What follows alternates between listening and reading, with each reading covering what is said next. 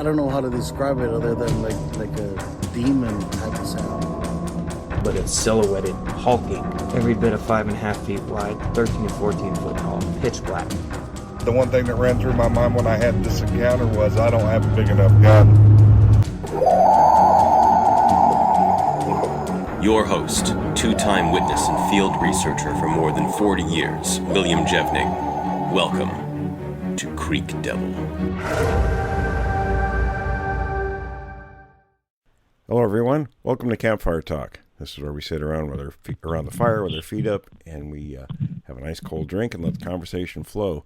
Lisa's going to join us today. I wanted to start this chat off with talking about something that happened at Forest. But Tom, do you want to give an announcement before we get rolling? I would love to.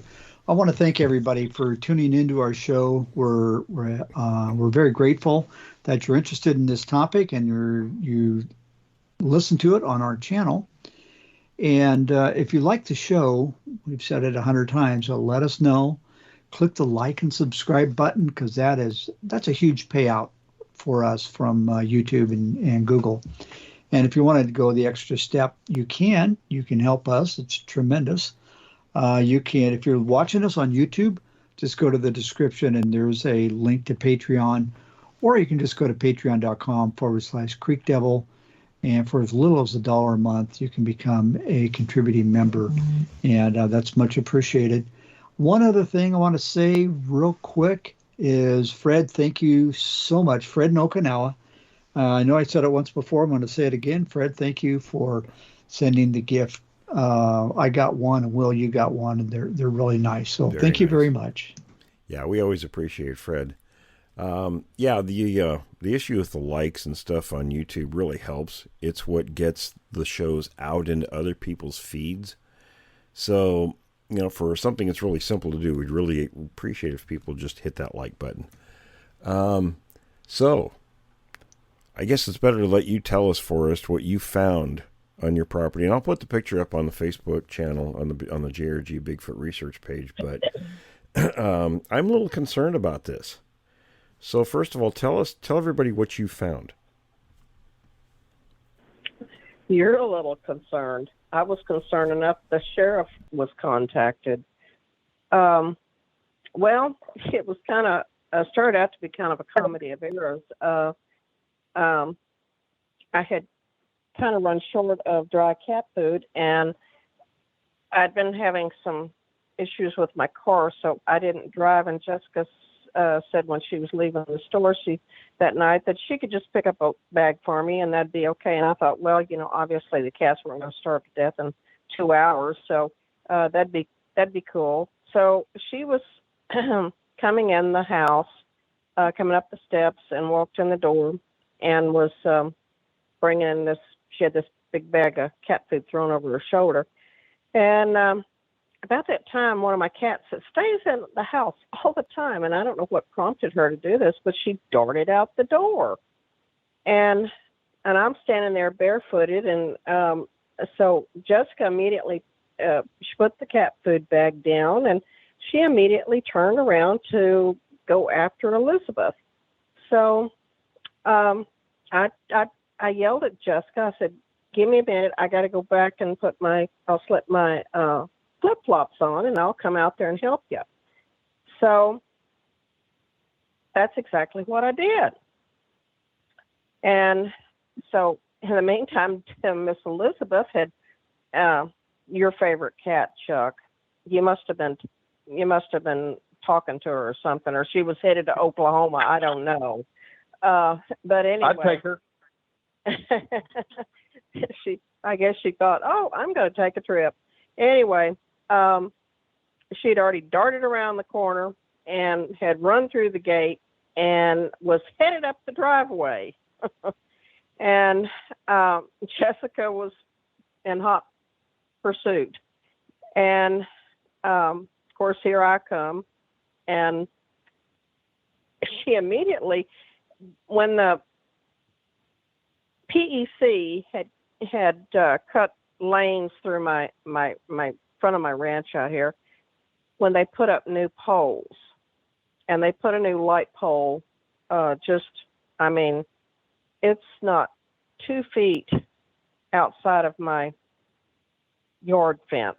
And, you know, I've got a 6-foot high fence around my yard now. And this pole light is just right there. But then there's a lane where they have cut through my property and then went over on the next door neighbor's property and cut another lane through to their pole, and it goes on down the road. So anyhow, I'm headed back there, and Jessica was looking around, and she was calling Elizabeth, and Elizabeth's not coming out. And I decided that, well, I'll just step in the cedars there. And I went through this opening. It was about 4 feet wide. There was nothing there. It was cleared out. And there was like a little cleared out area there, and maybe 10 feet in circumference. And there was 2 paths, one going off to the southwest and another one going off to the southeast through the cedars. Now, I don't know who made it. It could have been deer, couldn't have been, well, my horses aren't up there in that area. So I don't know who did it. I'm assuming, I guess, deer. So anyhow, and it wasn't real high either. It was only like about 4 feet. And you could tell something had been traveling through. And that would probably be about right for the backside, you know, of a deer. So anyway, that's what I attribute it to anyway. And I was standing there looking around, and I'm yelling for Elizabeth. And here's the funny part about it. And it is a ha-ha moment, that I'm standing there calling Elizabeth.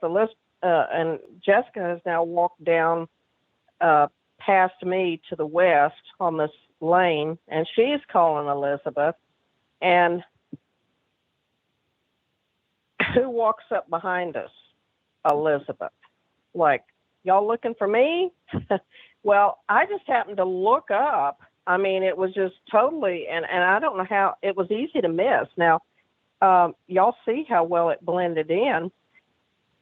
And I won't repeat on air what I said, because it wasn't real nice. And Jessica walked over and said the exact same thing.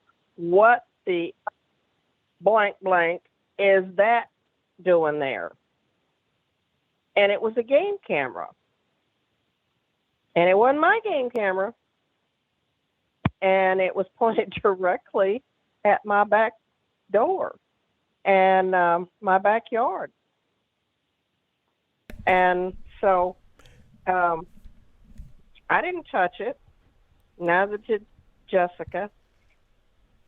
And we called the sheriff's department. And of course, we had to wait 15, 20 minutes.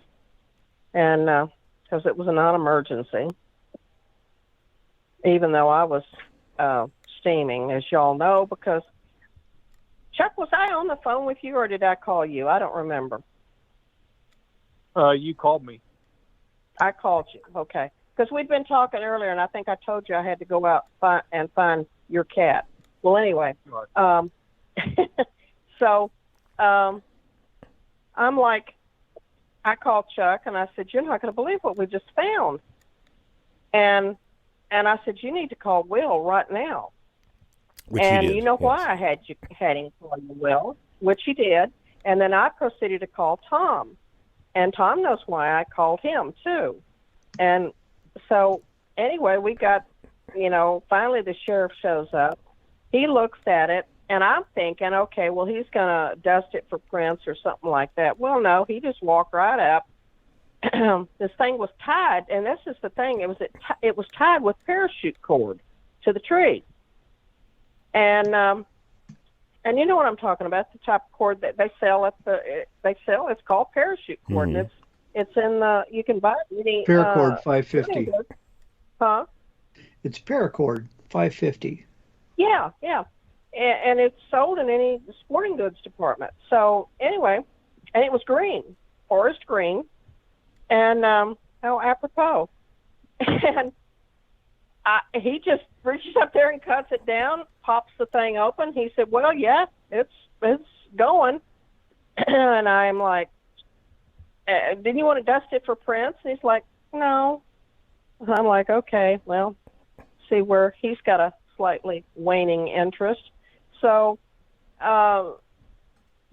he pops the SIM card out and then hands it to me and says, "Do you have a reader?" And I said, "Well, yes, I do, but I need to get," and in fact, just 2 days before, I had some SIM cards and I wanted to see which ones were empty and which ones needed to be cleaned out. And I was going to put some new ones out. And my reader was down, and I went to find some batteries, and I didn't have any batteries. I was out. And so y'all can fuss at me because I went to town the very next day. This all happened on Wednesday night. So Thursday I had a doctor's appointment. I went in there for the doctor's appointment and proceeded to drive straight past Walmart and completely forgot about the batteries until I got home. And I wasn't going to turn around and go back to Walmart, drive 15 miles for a set of batteries. And anyway, and then Friday, my car was in the shop all day long. So anyhow, I have not yet sat down and looked at it. And of course, the sheriff told me, he said, "Well, look at it, and if you see any faces on there that you don't recognize, bring the card in and we can print it out and see if we can't figure out who the heck it was." Well, So, I'm hoping there's a face that needs a serious shave. Well, I'm almost betting that there won't be anybody's face on it because they're sneaky enough to put it out there. They were going to be careful enough not to get a picture of themselves. well, that's kind of what I was thinking too. So that's why I was kind of hoping that he might dust it for prints. But, he seemed to be had kind of a cavalier, nonchalant attitude about the whole thing. So, oh, 2 women freaking out over a game camera, yada, yada, yada, Well, So, I know we've discussed some things, between us in text about, who it could have been and all that. And, it's interesting to me that it's somebody who apparently was aware of the activity on your property, but then how did they find out where you were? And then they snuck in there to do that. And obviously they have the means, to buy a camera like that, to sneak in there and put it up after they've located you and apparently knew where to put it on your property and to be able to have a computer to put the SIM card on to see what they get. And the question is why? well, I've never made any secret about where I'm located. And, I never had any fear or thought that somebody would ever do such as that until we had the situation with Carol arise. And I was just going to bring that up. Y'all know exactly what I'm talking about because that individual had made the comment, and I guess I'm just going to blurt it out there to everybody, that he had already been to my property and they had taken care of my problem, had eradicated my problem. Well, brother, you better get back out here because you didn't do a very good job. That's all I can say. So I didn't ask for anybody to come out here and eradicate my problem, and I have, as long as they don't, I'm not happy with some of the things that have happened recently with the cats, but, as long as they, I took care of that issue, so the cats are no longer in a position where they'll be, could possibly be hurt. So I've done my part. So I have no desire to just go out there and terminate them, so to speak. So, if I do, then you know what? Everybody's going to know about it. I'm going to announce it to the world. So, but I have never made any bones about where I live. And they could walk into my little town any point in time and ask for, Forrest. There's not too many women in this world with that name.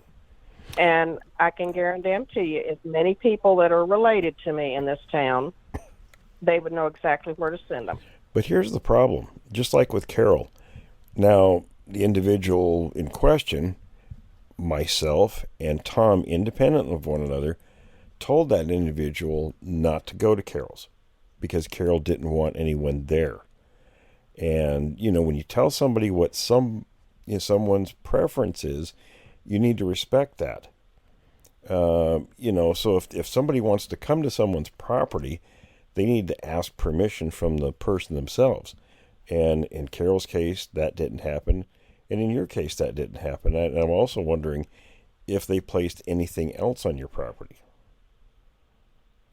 Well, this is actually, believe it or not, Jessica and I actually stood there here just after we had after the sheriff had left, and we came in the house, and we stood there looking at the game camera, and I said, I wonder how many more of these things are out there on the property. You know, and y'all can see it. I mean, it's not easily seen up against those cedar trees. It blends in really well. It kind of sets up a disturbing precedent also. I mean, when people think that it's okay for them to go out on someone's private property and do whatever they want to do, that's kind of creepy. Not to mention, you know, if they did get information, like in the case of Carol's, this guy went on Reddit and put a bunch of personal information about her and the neighbor up there that they had no right to do, and was trying to discredit what had happened on her property. So it's kind of the next step in muddying the waters in this topic. We get really good witnesses, credible ones, like in Carol's case and yours, because you're an anthropologist. If somebody went out and tried to start muddying the waters, then pretty soon, and it calls into question all of the sightings that are reported by people. You know what I mean? Well, and on top of that, and I think all of y'all will concede this fact, is that if it's going to happen to me, if it's going to happen to Carol, I mean, it just could easily happen to Lisa. It could happen to anybody that comes on the show and makes a report. And why? My big question is why? Why would you want to do something like that? We want to, unless they are actually working with an organization that wants to discredit to purposely do this. Yeah, is this? That's the only thing I can think of. Yeah, is this a form of misinformation? We have to ask that. I mean, you can't say, well, it's a conspiracy. No, it's a legitimate question. What's the purpose? Or they'd say, oh, well, we're just trying to clarify what's happening there. Well, no, you're not. I'm sorry, Tom. Go ahead. And, well, I was just going to say, and I'm just going to go in. I don't want to say I'm playing devil's advocate. I'm going to look at it from the standpoint that if it's not this person, and if it's not what we think it is, who is it and why? You know, what are some of the other options that are out here? Oh, yeah. And why? No, I'm with you. It may not. Is there another organization? Yeah, it may not be the person that was at Carol's. It may be somebody entirely different. We don't know. Not yet, anyway. Well, right. Let's not forget the helicopter guys. That's true. Right. Oh, yeah. No. So there's a lot of mystery and a lot of unanswered questions. For me, what's that, Lisa? What comes to mind for me is because down in the Catskills, I kind of had a little issue with someone trying to pump me for information because they wanted to be able to think they could see a Bigfoot or know where Bigfoot activity is and want to exploit that, you know, because they want to get their own, you know, kicks off. They want to find Bigfoot and they're not able to, so they hear of an area that's very active and they go about just taking it upon themselves to find that location and do whatever it takes to get that, you know, even if it's on the sly, you know, without asking permission or. Did you get that person's name by chance? Did I? Yeah. Yeah, I did. Okay, you could share that with us privately if you would. And we'll tell you who the other person is. Yeah, I think I might have mentioned it. I think I may have mentioned the person to you, but it was a person from up here, a person that had nothing to do with Texas or anywhere else. It was a local person. And I think I kind of warned you about that person. And you know, it's bad for these people. Well, I think what we sometimes Oh, go ahead, Forrest. Pardon me? Go ahead. Well, I think sometimes what we're dealing with, too, is that we have these moronic people out there that have this notion in their head that, if I find and I discover Bigfoot, then I'm going to become rich and famous. Right. Well, you know what? Let's face it. There isn't a person that's sitting here in this campfire talk that hasn't already discovered Bigfoot. And I don't know of any of us that have made any money off of it. In fact, it's done nothing but cost us money. So I don't. Let me assure you, folks, I don't know how you're going to become rich and famous through Bigfoot. So, but more power to you. So. Go ahead, Tracy. Come on, Miss Forrest. We all want to hit Will up for a couple of meals. I'd like to hit Will up for that too. Published author. He's got the dough. We can hit him up for it, but we'll never get it around a little bit. Will, can we upgrade the beer here, please? We're not. You're not buying us the expensive beer now. I'd like to know where those accounts are myself. I'll keep drunk too, Will. Come on, man. On a serious note, though, Will, I'm just joking because you and me had this conversation about a month or two ago. You're not going to get rich, doing what you do, No. And so, I was just making a joke about that. But I'd like to bomb about $1 million, $500,000 if you can. Yeah, me too. On a serious side, though, guys, Here's got enough to spread around. Here's a serious part of this problem, though. If people get it in their heads that it's okay to go sneaking in on some witness's property, without their permission or knowledge, and I can tell you, I know from what Carol told me, her brother point blank said, because he got the 5 acres that she had lived on where this activity was going on, and he said he would shoot somebody trespassing on the property. So if you think you want to take that chance, that's the kind of thing you got to look forward to. And there are people out there who certainly will shoot you. So if you want to roll that dice. Well, some of these. Well, this is Texas, and there's. I know where you're going. And Alabama, we can do that. This is Texas, and I'm just going to tell you something. There's open carry here. I can walk in the grocery store packing my 357 any day of the week, and there isn't a soul in there that's going to say a thing. They just smile. And, because they know if there's a problem, hey, we're just going to call her, This is Texas. We have the same laws here in Alabama. Yeah, we love our guns. Yeah. And you know what? You come sneaking around on somebody's property, you're just asking for trouble. So, and the sheriff's department around here, we usually say, just make sure they're dead. It makes you less having to fill out reports. So, I think that sounds like a pretty good warning right there. Oh, yeah. Hey, what were you going to say, Chuck? Also, a word to the wise. Oh, go ahead, Lisa. Oh, I was going to say that, some of these people I think are just looking for a big can of whoop, you know what. I don't know what they think they're doing, to be honest. Go ahead, Lisa. What were you going to say? I think all the Northerners up here better be forewarned, because it's not common knowledge up here that down in Texas, people who paint their fences or their anything bordering their property purple is just as good as a posted sign. Yep. And that's not a known fact up here. So they better be careful. No, I think they that's start the seeing case. fence posts painted purple.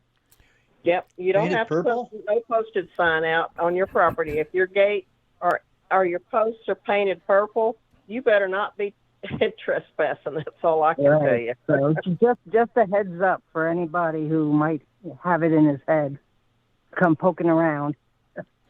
Down in Texas. It's just the whole idea of it really bugs me, Somebody put it there. Yeah, you hear something like on our somebody show. had the audacity something like we talk about on our show, we get good witnesses, and then somebody thinks, oh, to heck with them, I'm going to go look for myself.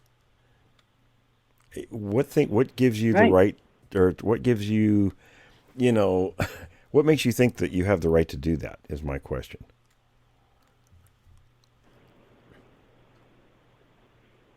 I'm curious about that too. That happens down here a lot. Look at society now. I mean, I know. Without getting into politics, and of course, that's another thing to be said. I mean, and let's face it, Texas is very conservative, folks. So you probably know how my politics lean. And I mean, society has just gone ever loving crazy.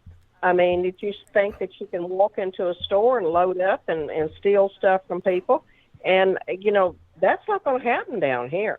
I mean, you're that little song, not in my small town. Well, it ain't going to happen in our small town either. Well, and this isn't the first time. I'll tell you what's going to happen. It's not the first time I've had this, knowledge of this or actually experienced it. I've talked about this numerous times, back when we were doing the occult thing. That was 89, 90. And it was a PhD who was in a relatively responsible position heading the Oregon Regional Primate Research Center. Henner Farnbach was the guy.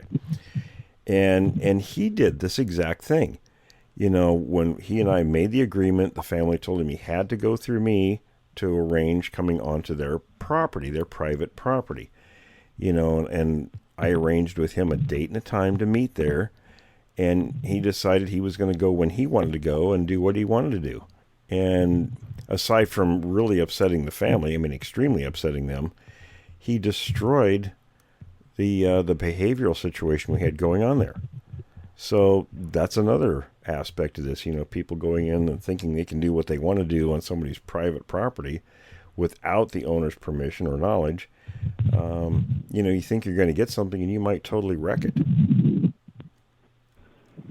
Well, and how do I know that somebody's not out here, trying to feed them and this, that, and the other, if there's, right. And that's the last thing I need. Unintended consequences.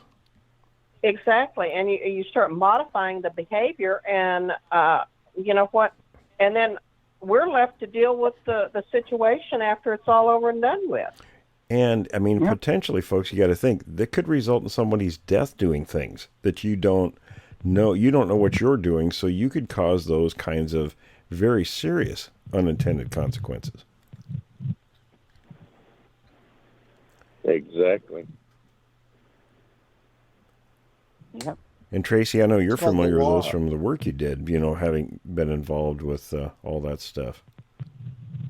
Yeah,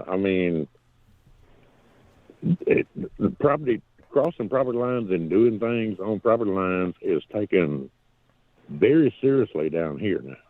20 or 30 years ago, I hunted a lot when I was young on my grandfather's property.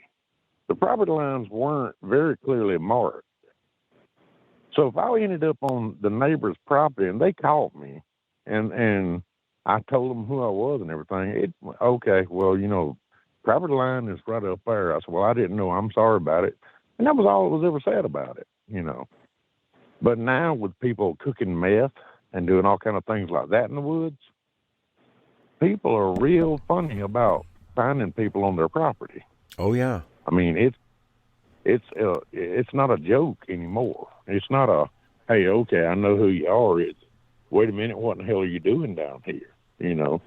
And because on our hunting club property, we found we had a problem with that. We had people coming out there because it was kind of a deserted area, nobody lived around there. And they would cut the gates and go down our trails and find a place by a creek, and they would cook meth. And we would find these places after they'd done it and report it to the police. And you would not believe how they come out there. They come out there in Tyvek suits with hoods and stuff. They would dig up all the dirt, put it in barrels and carry it off. This is toxic waste. Yeah. Oh, yeah. And it was very, very expensive every time they done that. In fact, I remember the sheriff coming out one of the last times we did that. It's this, what, the fifth or sixth one y'all found down here? And one of the guys said, no, sir, this is the seventh one we reported. And he said, do you know that every time we do this, it costs us about $150,000? No, sir. And, what do you want us to do? Not report it? You know. And you know, it's not just private said, property. No. When I worked for a company in 2000 that was in the town of Roy near Fort Lewis, and we used to get safety briefings all the time. You know, they said, you know, because you could go into that side of Fort Lewis at that time. There just wasn't many restrictions. But people had meth labs out there, and they would warn us about meth labs on Fort Lewis property. So if they're willing to do it on a military base, then, you know, there's people willing to do stuff just about anywhere. Oh, yeah. I mean, you know, it's amazing. People have the guts to do that. Just go on somebody's property and do something. So I'm not surprised by Forrest finding that camera on her property. You know, I really wasn't shocked by it. I was shocked by why they would put a camera pointed at her back door, though. Well, now, Forrest, that's where a lot of the Bigfoot activities happen, right? In your backyard there? Yeah, in my backyard and my front yard. And if they would have thought that maybe that it was coming around the back, it's actually the where I've actually had them come up to the window was in the front here. But you know, if where they had it, they could pretty much view the entire backyard. Right. Or most of it. And we've talked about a lot of those things, you know, with the cats and everything, you know, going on back there. So, you know, if you were going to place a camera to observe someone's activity, that would be a good place to do it, right? Right. Yeah. I'm really curious about what's on that card in that camera. I'm really curious about that. I am too. Well, I am too, and I am going to get off my duff. In fact, I was thinking about doing it tonight and going and getting some batteries. And everybody's probably out there going, "Oh my God, I would have just rushed right over to the store." Well, part of the problem is that my AC is not working in my car, which is one of the major reasons it's got to go back in the shop again. And you know what? We've been having 105, 110 weather. And you know what? It's not real pleasant to even drive 15 miles to go get batteries. Yeah. You know, I'll bet you. That's my reason for being lazy, if you want to call it that. I'll bet you. No, that's not lazy. But I went to the doctor's office Wednesday, the very next day, and I just Thursday, and I just, because this all happened Wednesday night, I just completely forgot about it. I just was like on a mission. I'm going home. And so I forgot about it. And then as soon as I pulled in my driveway, I was like, it was one of those oh poop moments where I went, I forgot to get those batteries.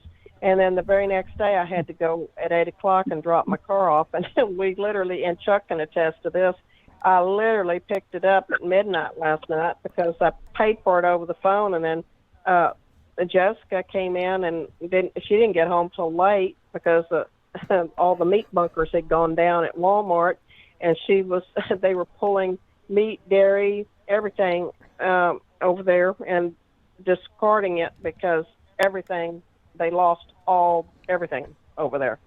So that she was just tied up with that, and so it was nearly midnight, I guess it was, Chuck, before I got my car. And she dropped me, and then I drove it back over here. Well, there wasn't anything open in this little town at midnight for me to pick up batteries. So you know, I'll bet you whoever put that camera there is very curious about what's on it too. Yeah, and why it's not there any longer. Oh yeah. Yeah, I've come across one even up here. If you're listening, I'll let them know. Yeah, we'll put it on the show here. Yeah. I'm curious, how long has that camera been up there? Good Was question. it put up a week ago, a month ago? You know, how long? That'd be interesting. Well, guys, that's your guess is as good as mine. I mean, it could have been up there 6 months, and I mean, honest to God, it's not. I wouldn't have known. And hey, Forrest, I just thought of something. What's that? What kind of batteries does your card reader take? Because if it's the same kind of batteries that are inside that camera, you just take them out of the camera and put them in the card reader as a temporary thing to see what's on it. Well, actually, mine takes the small. Mine, they're AA that are in that the game camera, and mine takes the smaller AAA. It's a AAA, yeah. Oh, okay. Yeah, because we actually thought about that. Well, now I got a question too for listeners. Has anyone out there who's had the creatures on their property? Have you seen anything like this on your land? Any cameras posted without your knowledge or permission? That's a good question. They need to call us or text us. On a positive note, she may have got some pictures on there that show a bunch of stuff as far as Bigfoot related stuff. Yeah, I was thinking the same thing. And I want to say, if there are people that have had this situation and you want to contact us and you want to know how to contact us, it's real simple. It's the same email we use for just about everything. It's questions, so it's questions plural, at creekdevil.com, and that also goes for encounters. And I've got a few people on there that I need to get back to that you guys have contacted us, that you've had a sighting and an encounter. So we're not ignoring you. We're just going through this stuff as quick as we can. And I want to thank those people for reaching out to us. You'll hear from us. Well, I had a funny thought, and actually Jessica was the one that posed this to me. You know, maybe we should go back out there and put that game camera back up, put a new SIM card in it, and then us put one of our game cameras in the yard facing that. Right, I like that idea. There you go.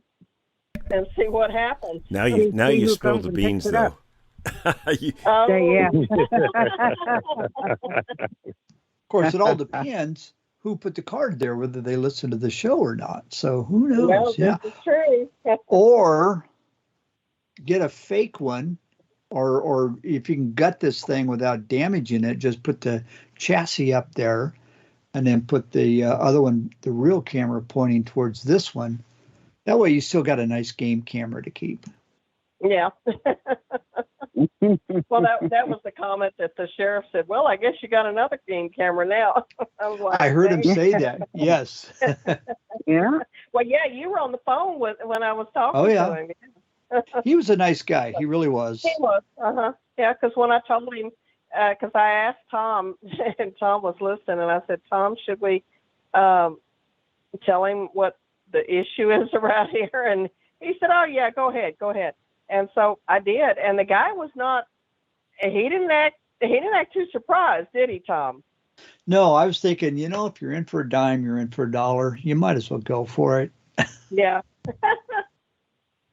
So he didn't act real surprised, and I thought, well, is that because maybe somebody else has complained about similar situations, and they're not going to let on or tell me anything? No, they're not going to. No.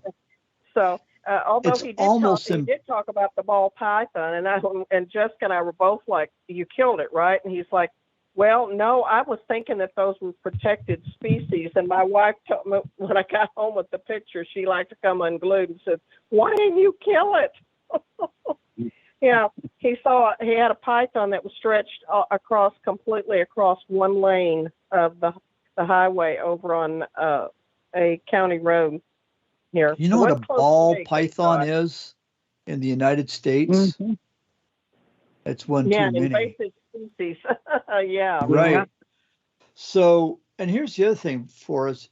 I think statistically it's impossible that you've had the encounters on your property and you're the only one. I just don't think that's possible.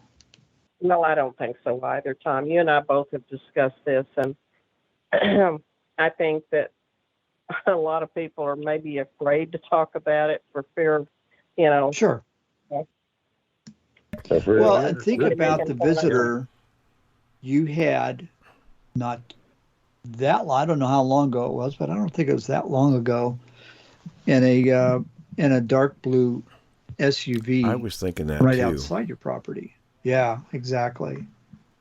So I'm thinking there's maybe a connection. There's probably more activity than you know about, and people are making a fuss than you know, more than we may realize.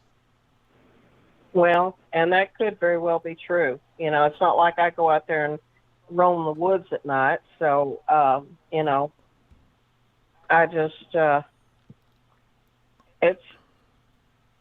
it's weird and it's strange that people would act that way. But then, I mean, like I said before, the way society is now, nothing surprises me anymore. It really doesn't. You know, although I was pretty mad when I saw that. I was so mad I was shaking.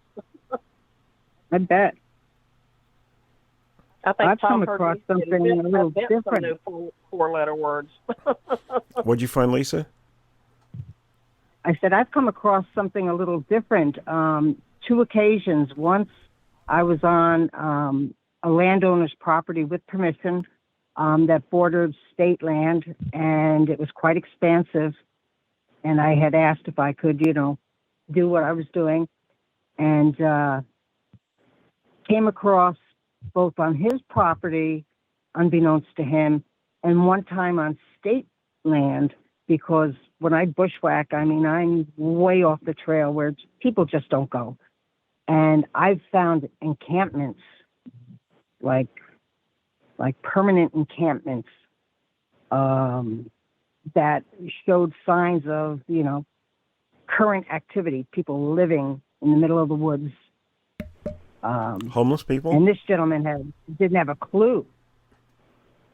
Homeless people? The gentleman who's, I have no idea, because as soon as one had smoke coming out, I mean, it was a makeshift tarp kind of a building, like more than a tent, less than a cabin, had wood cut, and I just didn't hang around. I just didn't want to be seen by them, so I kind of went on stealth mode and just got myself out of there on both occasions. I didn't want to run into whoever was living out there. Well, but both were active.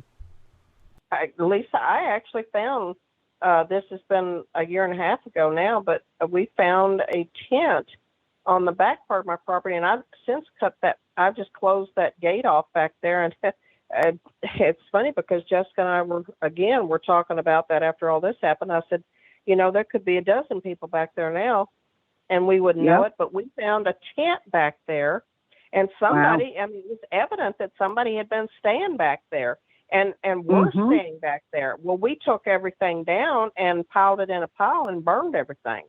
So there was nothing for them to come back to. So they, you know, they left. But you know what? That's not. The horses don't even go back there on that part of the property. So I could have 100 people back there and probably wouldn't know. Yeah. You know.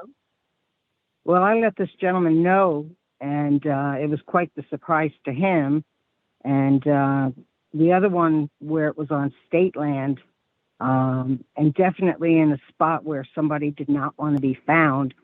And I called the ranger. And at any trailhead, I always put the ranger's number in, because I'm always out there alone. There's a bunch of different things I do to keep myself safe should, you know, I break a leg or something, you know, something happen. But, you know, you never know what you're going to run into. No. Even in campgrounds. And to be honest with you, pardon me? Even in campgrounds, I can tell you a story that's kind of funny. My brother-in-law and I used to go, we'd go up ahead of the other guys camping. We planned, you know, a weekend camp out up by Mount Rainier in one of the established campgrounds where they actually had a camp host and everything, right? So you think, you could say, you pick your spot, they're numbered, and not even that far apart from one another. and you think your stuff is fairly safe, to go into town and grab a few things and come back in. The town was Ashford. It was only, a few miles away. So we come back in, and apparently during the winter there were some windfall trees, and there was one that was down, and the camp host had cut it up into rounds, and it was probably, a couple, 2.5 feet thick. And we see this man and woman, kind of scraggly looking pair, in our camp. and they had odd names too. It was and this cracks us both up to this day. They introduced themselves as Mitt and Anal. It was Tim and Lana. It was Tim and Lana backwards. So they were fairly heavy drinkers, these two, and supposedly they were in our camp just rolling some of these logs, to where their camp was. They were living in the campground. And it's just kind of like, oh, you guys we're going to come over and have some beer? And we kind of look at each other like, no, we've got our own, thanks, But, yeah, right. Good old Mitt and Anal. And they just happen to be carrying a 6-pack of your brand out of your campsite, right? No, that's what we were on a beer run, so we were bringing ours back. Oh, okay. but you never know what you're going to run up against. Oh yeah, I used to camp a lot in campgrounds, and boy, there's some. Yeah, you run into some interesting folks sometimes. There's some characters, that's for sure. I mean, these two were pretty harmless, it seemed like, but you don't know. Yeah. You don't know, they could have stole us blind. You know, somebody's on the run. Somebody's trying to not be found. It happens. Oh yeah, absolutely. It does happen. Yeah. So, being I'm usually out alone, I take extra precautions. That was my story for the day. I have lots of stories, but let's just say I got my concealed carry. So I have lots of stories, but they're not all radio appropriate. So those are for when we're sitting around a real campfire sometime. Right. Yeah. Hey, Lisa, do you have any of those satellite communicators? I'll have to tell you about the naked guy I came across. Oh, yeah. Hey, that was Will, interesting. the job I had before the one I got now when I worked for the government? Yeah. I had an experience one day. There were people who had been reporting to the park rangers that they were having food and drinks and things like that stolen, from their campsites, and not even just campsites, from sites where they were just enjoying a day with a picnic basket. They would go back and things would be stolen, food, drinks, Cokes, beer, things like that. And they had told us all about this. And one morning, I'm pulling into one of the parks where we were working on something, and I saw this guy. There was a nature trail that connected about 8 or 10 of those parks. I never walked the whole nature trail. I never had a chance to, but it connected the parks, and the trail went up through the woods. Well, I saw this guy hustling up through the woods, trying to get to the trail. And he had a bunch of food under his arm. He was leaving a campsite, and the markings on our trucks didn't specify what we were. But I pulled up my guy on and said, "Hey, brother, what you doing?" And I guess he assumed I was a park ranger because he immediately dropped all this stuff, and he's,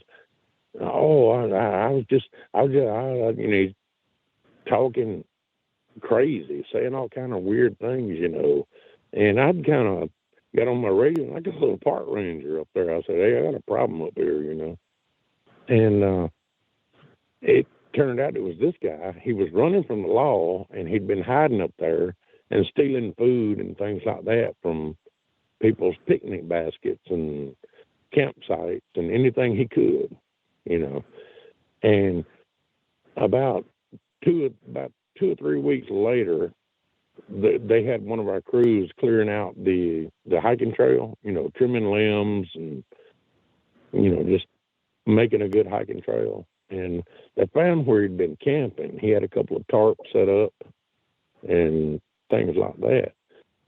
So you never know what people are doing. And I had seen this guy on 4 occasions just walking through the park. I just assumed he was a park visitor, I didn't mess with him because, it really wasn't my responsibility to do anyways, But, yeah, things like that happen, and nobody thinks about it.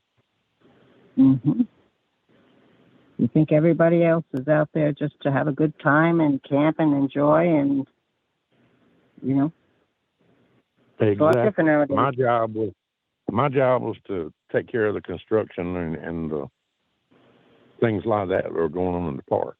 I wasn't, but the vehicles we drove are very similar to the park ranger vehicles, except with the markings on the side.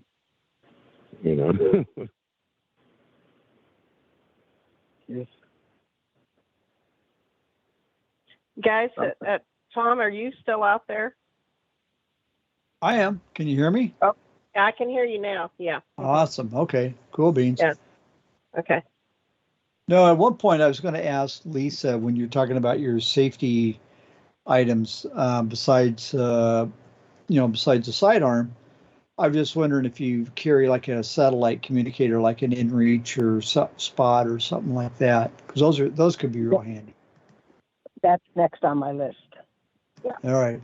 They're spendy, but it's like insurance. Exactly. You don't need it till you need it. Well, that's something a lot of people don't realize too. They think, I've got my cell phone, but you get out there, and in a lot of places, you don't get cell reception. Yeah, exactly. In fact, Tom, that when we were up in the forest up there in July, it didn't take long before we got away from the main highway, and there was no cell phone service. Well, there's that one location where Adam's son suddenly got cell reception. It must have just been a little sliver of it. Yeah. Yeah, Adam's son, he had the Mickey Mouse voice would come across his phone, and we were still standing around there getting ready to walk down into that cut, where you found the juvenile tracks. And the Mickey Mouse voice comes on, and what it say is, "Well, hello, campers," or something like that. Yeah. We're all looking at each other like, what the hell? Yeah. Well, hello, campers. And he was surprised. We were in the middle of nowhere. Oh, yeah. And we had, we're in we had a lot of ravines and ridge lines around us. And it's like, how did that signal make it through there? But it did. I heard Adam go, "I think you better turn that off."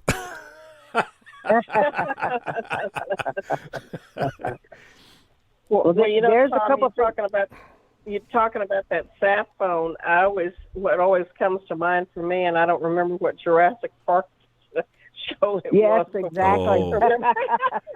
Was that the second movie? One guy had the sat phone, and I guess he got eaten by one of those monsters. The Spinosaurus, out there. Yeah, the Spinosaurus. Yeah. Thank you for remembering that, because I couldn't. It was on TV yesterday. By that.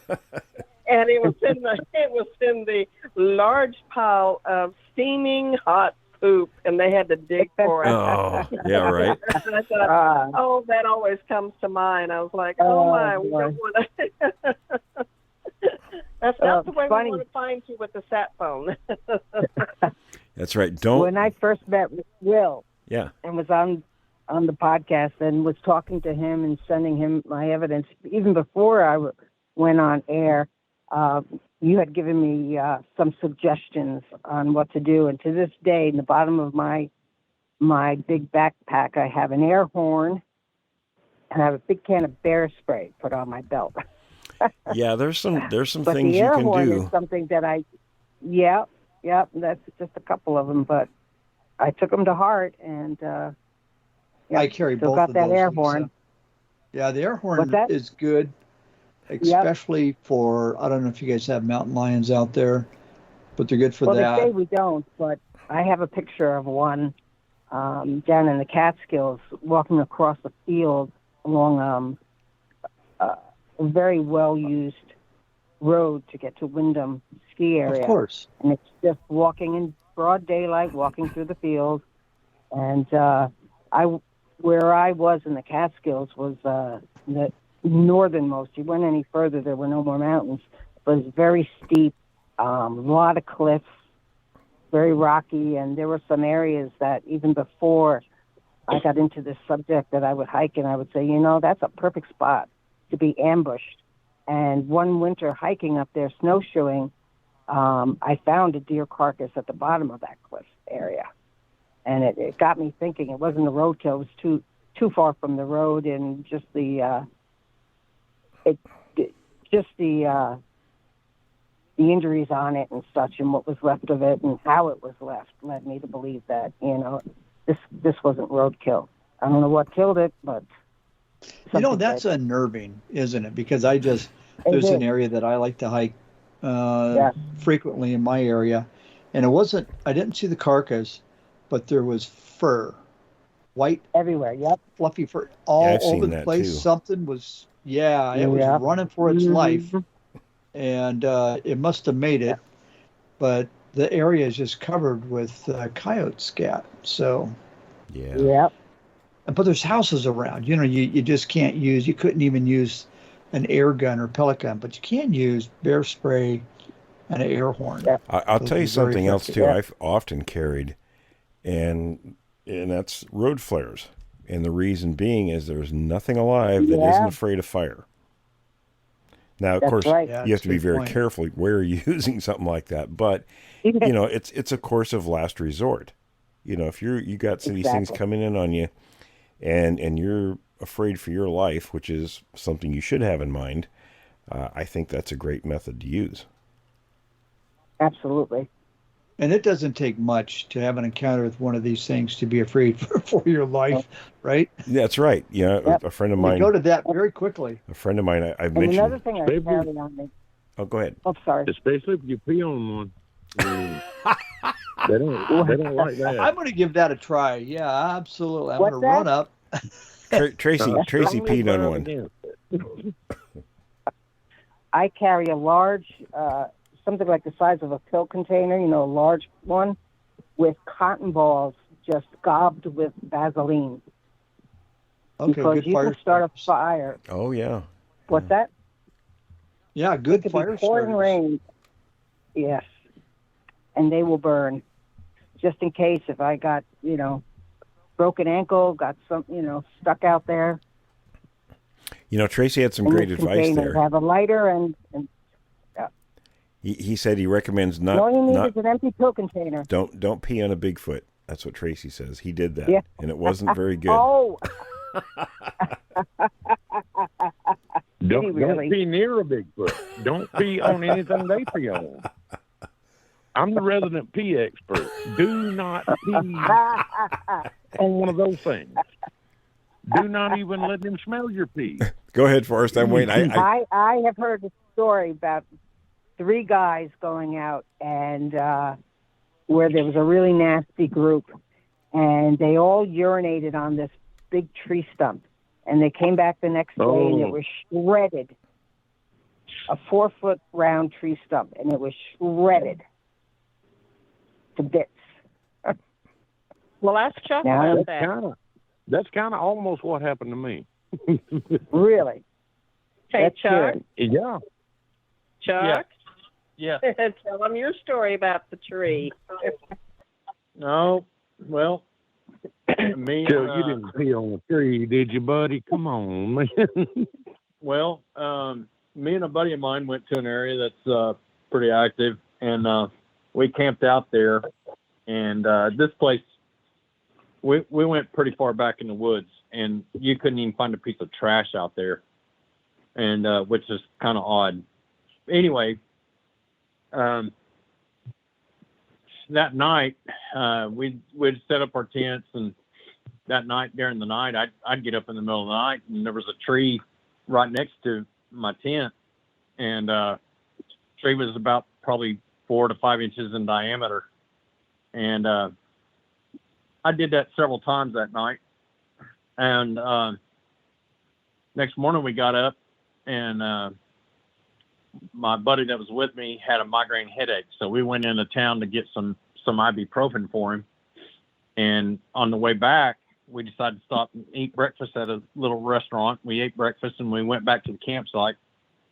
And when we got back to the campsite, this tree that I had doctored, I guess you might say, had been broken. Had been broken at the bottom part of the tree and was pushed over toward my tent, and it probably missed my tent by about 5 or 6 inches. And if it would have hit my tent, it would have collapsed my tent and torn up my tent. So I learned pretty quick that, they don't like you messing with trees, marking their territory. Right. Or their feet. That would be unnerving. It was very unnerving. But stupid me, we went to another location in the same area sometime later, and I picked out a tree that was a little bit further away from where our tents were. And the next morning your we theory? got up. I was checking my theory to see if I was correct. Well, we got up the next morning on that one, and there was a half decomposed deer leg laying in one of the tree branches there, and wow. it wasn't there the day before, so wow. They That's don't like that. No, they don't. It seems they don't mind females, but they do mind males. So you think it's the testosterone in our urine that winds them up? Absolutely. I do. Guys, I've camped out solo enough in the areas where there's been no repercussions to me doing the same. So it wasn't on a tree, mind you, but. I hate to say it, guys, but it's time to wrap. On that note. On that note, talking about peeing on things, it's time to wrap up, folks. That reminds me. Did anyone catch the urinating in the audio I sent? That was very clear. After yes. he's whacking the ground. Yeah. So the consensus of the people who have heard it, there say that. They're pretty sure it's a he, the juvenile. Well, I would say that, yeah, just by the sound. Yeah. And I don't recommend responding either. Let him pee on what he wants to. All right, everyone. Well, thanks for sitting around the fire with us. We'll be back next week. It's been a pleasure. Thanks for listening to this episode of Creek Devil.